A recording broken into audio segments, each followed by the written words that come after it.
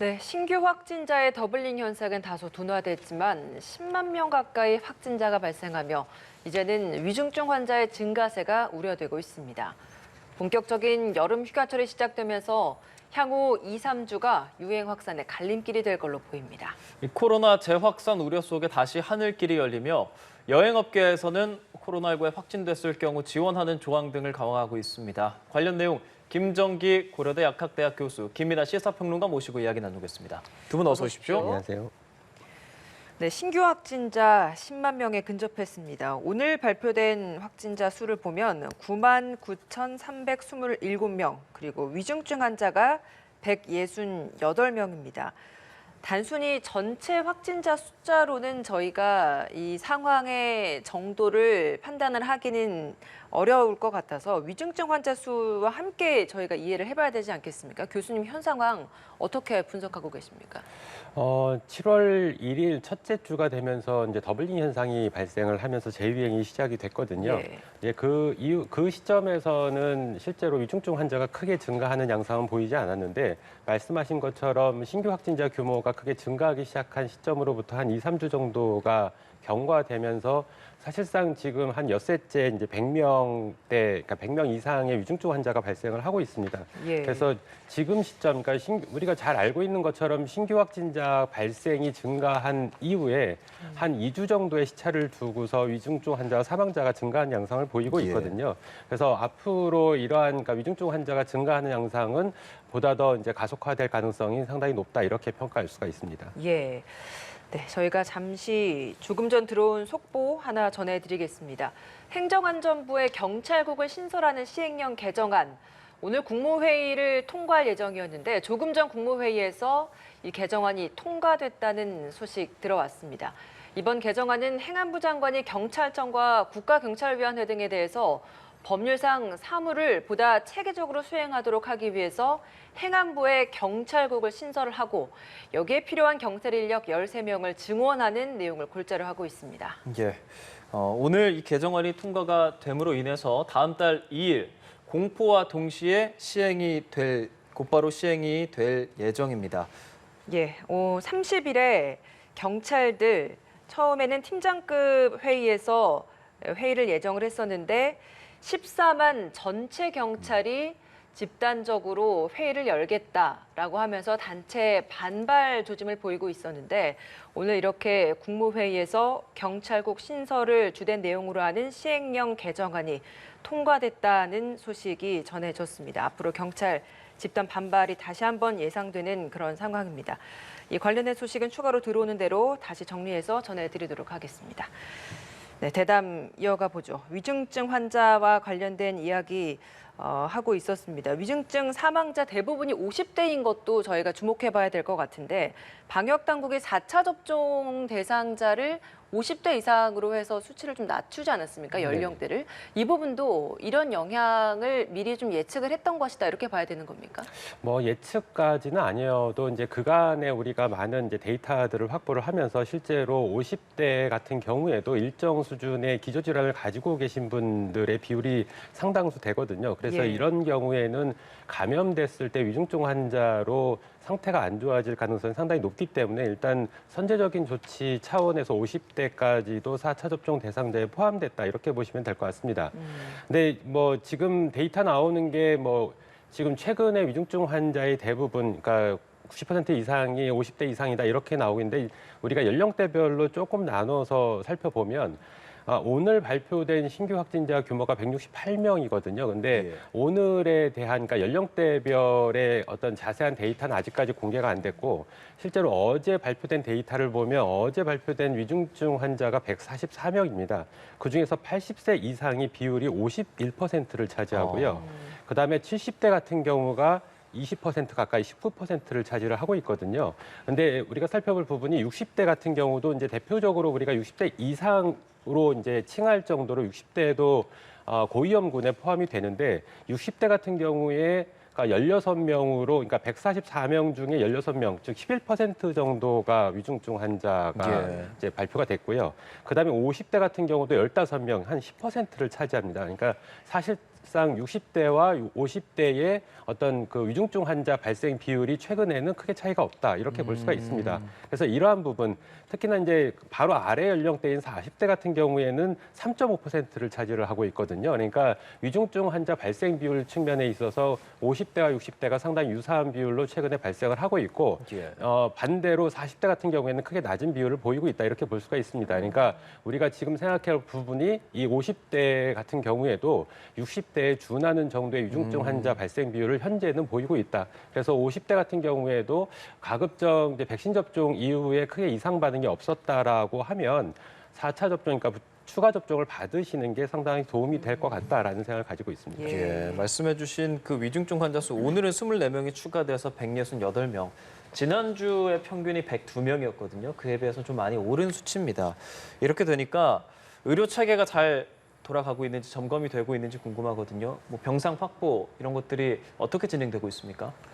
일단 정부는 이 병상 확보를 원활하게 하기 위해서 추가적인 병상 확보를 위한 행정명령을 이미 이제 내린 그런 상황이죠. 네. 그래서 위중증 환자 숫자가 이 신규 확진자 숫자가 이제 좀 늘어난 2, 3주 후에는 반드시 이제 따라서 늘어나갈 수밖에 없다라는 게 예상이 됐기 때문에 이에 맞춰서 충분히 이제 중환자 병상이나 이런 것들이 확보가 되고 있는지 상당히 이제 관건일 수밖에 없는데요. 예.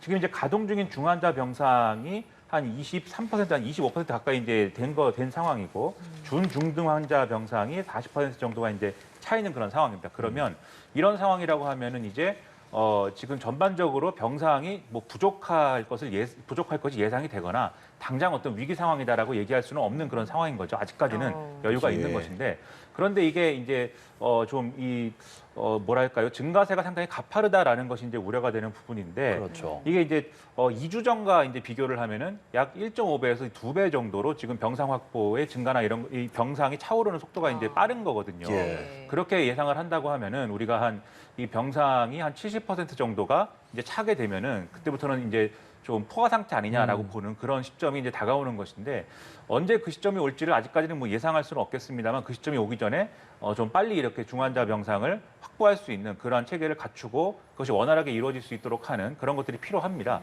그런데 이제 실제로 정부가 이 행정명령을 내린 이후에 실제로 그럼 얼마나 병상 확보가 더 돼서 늘어났느냐를 따져보면은 지금 언론 보도나 이런 것들을 통해서 확인이 되는 것은 그렇게 많은 숫자가 뭐 늘어나거나 한 건 지금 아니에요.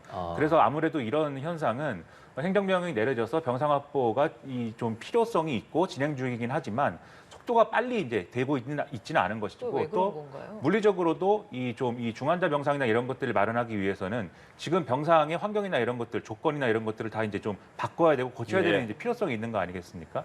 그래서 그 시간이 이제 좀 걸린다라고 볼 수 있는 측면이 있는데 다만 그것만으로 지금 설명할 수 있는 상황이냐라는 거는 좀 더 따져봐야 될 것 같아요. 왜냐하면 이 병상의 어떤 조건이나 환경을 바꾼다는 거는 병원 입장에서도 이 병원이 이제 좀 갖고 있는 지금 상황에 대한 어떤 그런 운영이나 이런 것들을 또 원활히 하기 위한 어떤 판단이나 이런 것들도 같이 이루어지는 부분들이 있기 때문에 결국은 병원 일선 이제 의료기관에서 어떤 판단을 하고 있느냐를 같이 좀 방역 당국이 거기에 대해서 논의를 해가면서 병상 확보가 원활히 될 수 있도록 하는 그런 역할을 충실히 해야 되는 시점으로 생각이 됩니다.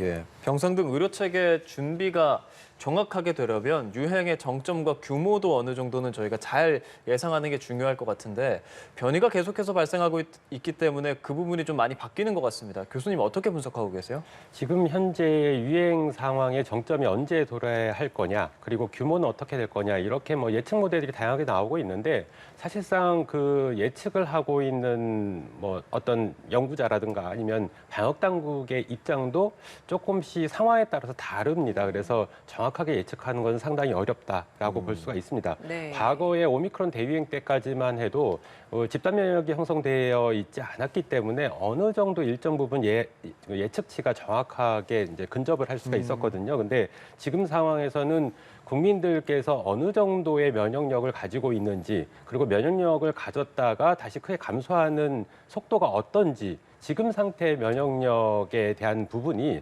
상당히 불확실성이 있다라고 볼 수가 있습니다. 그래서 이러한 부분들이 사실상 예측하기는 어려운데 일단 뭐 수리과학 모델을 통해서 예측을 했을 때는 8월 중순경에는 한 28만 명 수준의 신규 확진자 규모를 보이면서 정점에 도달할 거다 이렇게 예측을 하고 있고요. 반면에 정부, 그러니까 방역 당국에서 예측하기로는 8월 말에서 9월 말 사이에 정점에 도달하고 당시의 유행 규모를 한 20만 명 정도 수준으로 보고 있거든요. 근데 뭐 정부의 예측치는 단계별로 예측이 이루어졌었는데 사실상 이 부분이 이제 지금 7월 말인데 당시에 한 3만 명 규모를 예측을 했었거든요. 근데 이 부분이 일단은 이제 예측치에서 크게 벗어났다 이렇게 볼 수가 있고 오히려 수리과학 모델을 통한 예측치가 조금 더 정확도가 높아 보이기는 합니다. 근데 지금 수리과학 모델을 통한 예측치나 정점 시기, 그러니까 8월 중순에서 말경, 예. 그리고 예측 규모도 한 25만 명에서 30만 명 정도로 정점에 도달하지 않을까라는 개인적인 제 생각이 있는데 여기에 변수가 있습니다. 그러니까 켄타우로스라고 하는 BA 2.75가 예, 예.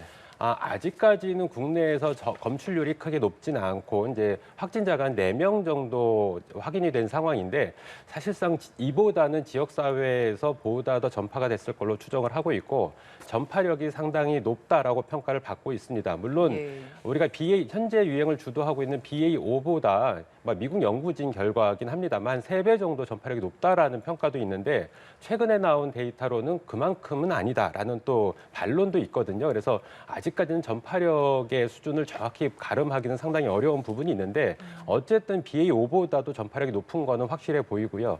BA 2.75, 그러니까 켄타우로스가 동시에 갑자기 검출이 높아지면서 같이 유행을 하게 되면 지금 말씀드렸던 8월 중순에서 말보다도 유행 정점이 늦춰질 수가 있고요. 그리고 정점에서의 신규 확진자 규모도 한 30만 명 안팎의 규모가 아니라 과거 그러니까 오미크론 대유행 때 60만 명 정도의 신규 확진자 규모를 보였거든요. 예. 이 정도까지 갈 수 있을 가능성도 배제할 수는 없다 이렇게 볼 수가 있습니다. 그래서 지금 현재로서는 BA5만 가지고 판단하기는 상당히 이게 그 정도만 가지고는 어느 정도 이제 비교적 정확한 예측이 가능할 수는 있는데 BA 2.75가 같이 동시에 유행하는 상황이 변수로 작용할 가능성이 있기 때문에 이 부분에 대한 정확한 예측은 상당히 어려운 부분이 분명히 있다라고 볼 수가 있습니다. 예. 정부도 사실 처음에 9월 말 10월 초 20만으로 예측을 했습니다만 추후에 8월 중순 정도로 예측치를 좀 변경을 했습니다. 이 상황을 보면서 정부도 조금씩 예측치를 변화시키고 있는 것 같습니다.